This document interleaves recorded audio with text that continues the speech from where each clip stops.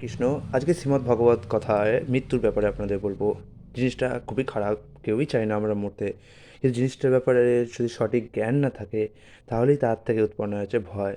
যেমন গীতায় বলা হয়েছে, মৃত্যু সর্বহরশ্চাহম, আমি হচ্ছি সর্বগ্রাসী মৃত্যু। যারা ভগবানকে ভালোবাসে না তারাও ভগবানকেই প্রাপ্ত হয়। কিভাবে? মৃত্যুরূপী ভগবান তাদের কাছে দেখা দেয় এবং তাদের আবার নতুন দেহ ধারণ করতে হয়। গীতায় আরও বলা হয়েছে, জাতস্য হি ধ্রুব মৃত্যু ধ্রুবং জন্মমিতস্য চ তস্মাদপরিহার্যে হর্তে ন তং সচিতুমর্হসি। যার জন্ম হয়েছে তার মৃত্যু অবশ্যম্ভাবী এবং যার মৃত্যু হয়েছে তার জন্ম অবশ্যম্ভাবী। অতএব তোমার অপরিহার্য কর্তব্য সম্পাদন করার সময় শোক করা উচিত নয়। এছাড়াও বাংলা প্রবাদ আছে, সারা জীবন ধরে যে ভজন সাধন করা হয় মৃত্যুর সময় তার পরীক্ষা হয়। মুকুন্দমালা স্তোত্রে সম্রাট মুকুন্দ বলেছেন, হে কৃষ্ণ, আমি প্রার্থনা করি আমার মনের রাজহংস যেন এখনই তোমার পাদপদ্মে ডুব দেয় এবং তাদের পিঞ্জরে আবদ্ধ হয়ে পড়ে। অন্যথায় শেষ নিঃশ্বাস ত্যাগের সময় যখন আমার কণ্ঠ কফ বাত পিত্তে অবরুদ্ধ হবে তখন তোমাকে স্মরণ করা কি করে সম্ভব হবে? ভাগবতে বলা হয়েছে, এতাবান সাংখ্য যোগাভ্যাং স্বধর্মপরি নিষ্ঠায়া জন্মলাভ পর পুংসামন্তে নারায়ণ স্মৃতি। জড় ও চেতন সম্বন্ধীয় যথাযথ জ্ঞান লাভের পন্থা বা সাংখ্য জ্ঞান, যোগ অনুশীলন অথবা যথাযথভাবে বর্ণাশ্রম অনুশীলন, এই সব কয়টি পন্থারই পরম উদ্দেশ্য হচ্ছে অন্তিম সময়ে পরমেশ্বর ভগবানকে স্মরণ করা। গীতায় বলা হয়েছে, অন্তকালে চ মামেব স্মরণমুক্তকালে বরম য প্রয়াতি স মদ্ভাবং জাতি নাস্তস্ত সংশয়া। মৃত্যুর সময় যিনি আমাকে স্মরণ করে দেহত্যাগ করেন তিনি তৎক্ষণাৎ আমার ভাবই প্রাপ্ত হন, এ বিষয়ে কোনো সন্দেহ নেই। গীতায় বলা হয়েছে আরও, জং জং বাপি স্মরণং ভাবং ত্যজত্যন্তে কলেবরং তং তমৈবৈতি কন্তে ও সদা তদ্ভাব ভাবিত।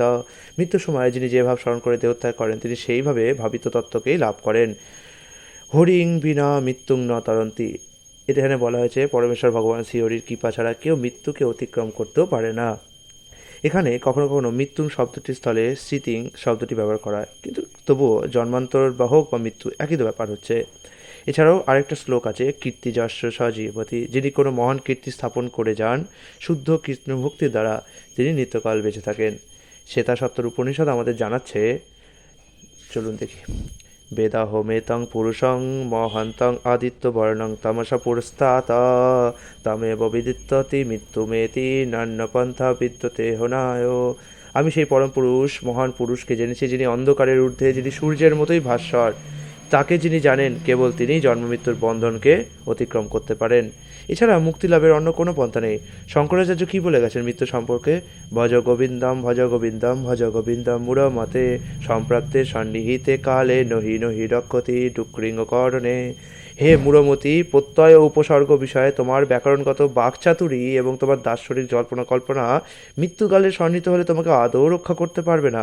সুতরাং শুধু গোবিন্দকে ভজনা করো, গোবিন্দকে ভজনা করো, গোবিন্দকে ভজনা করো। এছাড়াও একটা বাংলা প্রবাদ আছে, গায়ে গু মাখলে জমে ছায় না। আমার পাপকর্মের শাস্তি থেকে রেহাই পাওয়ার জন্য যদি আমার সারা গায়ে মলমূত্র লেপন করে থাকি, যমরাজ কিন্তু আমাকে ছাড়বেন না। অথবা এটাকে বলতে পারেন, কেউই কোনোভাবে মৃত্যুকে এড়াতে পারে না। তো এগুলোই ছিল সেই সমস্ত বৈষ্ণবদের প্রচলিত শ্লোক যেগুলি মৃত্যুর সম্বন্ধে আমাদের জানানো হয়েছে। আগামীকাল আমি দেবতার ব্যাপারে আপনাদের জানাবো। হরে কৃষ্ণ।